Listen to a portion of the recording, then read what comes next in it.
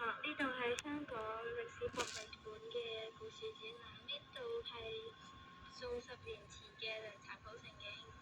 50年代啱啱經過戰爭後嘅人都好窮，生病咗呢都會到涼茶鋪飲涼茶。60至70年代涼茶鋪變成咗市民休閒嘅娛樂場所，佢哋為咗吸引顧客，仲喺度安裝咗點唱機同收音機、電視機。喺2006，好悶啊！我最憎飲涼茶啦，竟然要參加涼茶鋪。不過話時話啦，依間涼茶鋪個場景咁逼真嘅，點解部電視機咁厚嘅？咦，好似仲聽到音樂喎。子浩，咩音樂啊？你撞鬼啊？唔係你，真係音樂喎，你聽唔到咩？麻利空，邊個？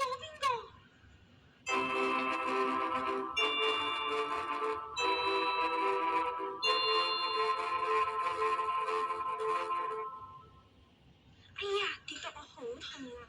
點解跌咗入呢個場景度嘅？咦，呢度多咗好多人啊！啲人着啲衫咁似舊相裏面嗰啲人啊！咦，仲有部點唱機，原來啲音樂喺呢度嚟嘅。老闆埋單，涼茶唔燒碗。哇，呢個都好惡啊！咦，點解啲涼茶51蚊咁平嘅？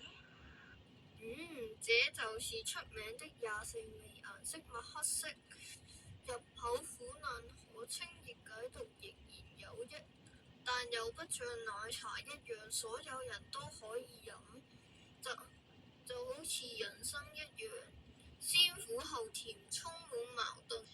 先生，請問你邊位啊？哈，小朋友，睇你嘅衣服一定係未來之詩人。呢度係1957年嘅香港。呢度係1957年嘅香港？咁你這個，你個飛仔啊！有冇1碗24味？仲坐喺度成日，而家想過嚟帶細佬過主。我唔係飛仔呀！你唔好打，你。喂，你唔好走住喎！你未講完喎！呢個好近喎，我都係走先啊！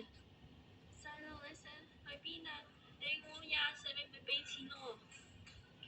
嗰個24味唔係我嘅喎，點解要我俾錢啊？我唔理，你俾錢。冇錢啊？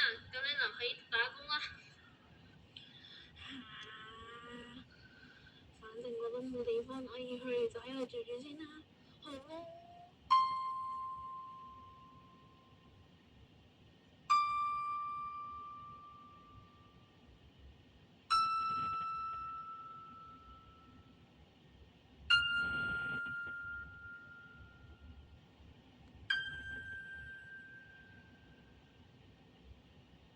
細路，今日係你返工嘅第一日，記得打起12分精神。首先，你去抹乾淨嘅大碗爐先啦。係。咦？呢個大碗好大啊，金光燦爛。咁佢用嚟做咩㗎？呢個係金紅影，裏邊當然係我哋嘅鎮店之寶涼茶啦。係喎。咦？呢個櫃台同街邊嗰啲涼茶鋪一樣嘅，都係放咗一碗涼茶，上面玻璃片蓋住㗎。講完未啊？你去抹睇隻電視啦。唉，呢種電視又重又厚，仲有啲黑白色嘅畫面，都係我哋嗰啲電視好啲。你吟吟沉沉講咩啊？你小心啲啦，部電視機好貴㗎，得我哋間鋪有㗎咋。一陣開下麗的嚟睇，就會多啲客啦。唉，得啦。咦？呢部電視機好靚啊！細路冇咩喎，好貴㗎。哇！你冇見過世面啦。呢部點唱機唔係人人都買得起㗎，啲人為咗聽音樂買嚟我哋呢度一邊飲涼茶一邊聽音樂咯。見你咁想聽，嗱，我俾你聽。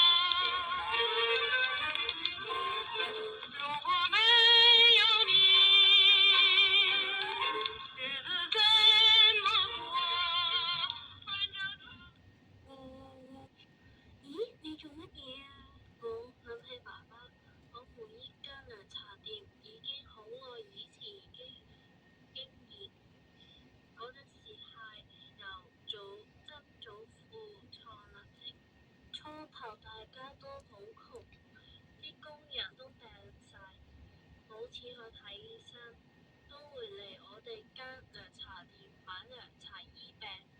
到阿爸嗰代，仲算係做起咗。我哋由專醫病變做咗娛樂場所。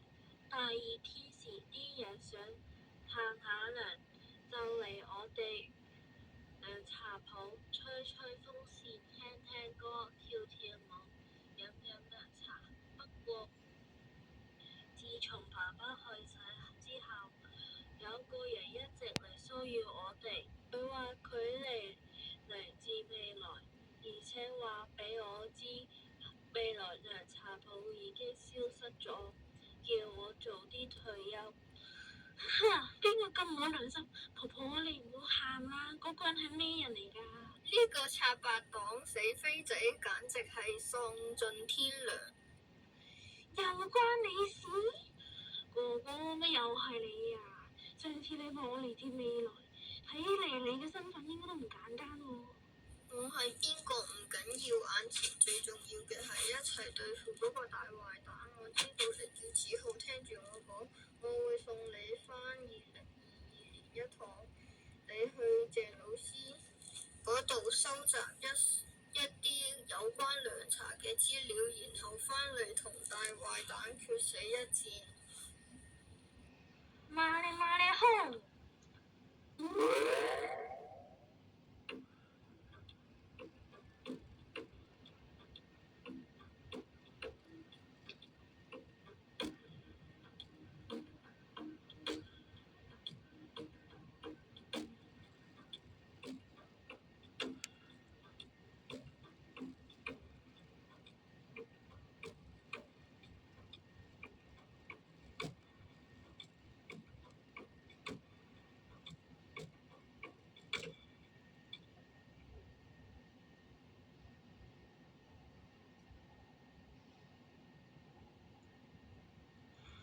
奇婆婆點啊？今日係最後限期入去，我應該結束涼茶鋪啦。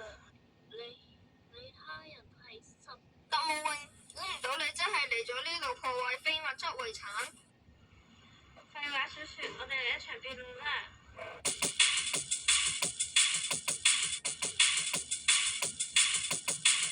你話涼茶可醫病，有病睇醫生就得啦。Objection， 涼茶結合咗飲食同醫學，將中醫藥融合入飲食文化中，涼茶價錢便宜，可預防輕微嘅身體不適。涼茶淨係一個小小嘅店鋪，消失咗都唔值得可惜啊！Objection， 涼茶擁有香港人嘅身份認證同感情部分，我哋應該保存涼茶文化，增加香港人嘅歸屬感同凝聚力，所以涼茶鋪有存在的意義。一碗涼茶都賺唔到幾多錢啦，仲不如整成其他嘅項目仲好啦，唔好喺度阻住社會發展啊！Objection， 涼茶可用作發展文化遺產旅遊業，亦能幫助香港建立形象。佢可以係一種生意，一種事業，有潛在商機。我預見到將來涼茶鋪會消失，大家都會忘記涼茶，你唔好無謂嘅掙扎啦。Objection， 細路你返嚟啦！恩澤哥哥，我已經從未來翻咗嚟。特務榮，你同我聽住，喺未來2006年，涼茶已經正式成為非物質遺產啦。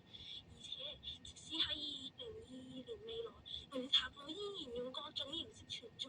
所以，你根本喺度胡說八道，就話奇婆婆。特務榮，今次你確實輸咗啦！你哋嘅組織喺時空之間旅行，到處破壞存在嘅非物質遺產作惡多端，今次終於都阻止你啦！又係你呢個特務恩澤，每次都早頭早勢。就算係60年代取消唔到涼茶，我都會去其他時空破壞。我而家就去70年代。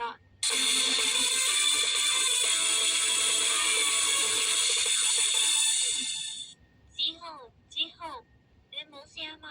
華奇婆婆，我冇事啊，今次終於到我得涼茶鋪啦！子豪，特務優集，好多謝你哋。原來在未來涼茶鋪會被列為非物質文化遺產，我實在感到安慰。子豪，今次你做得好，我而家送你返2022年，我自己會去70年代追捕特務嘅，大家保重。不過我相信每個時空都會有好似子豪咁樣嘅人，去保護非物質文化遺產。有咗你哋嘅支持，非物質遺產一定得以保存。子豪，呢段日子好開心，你鍾意報點唱機，我點首歌送你走。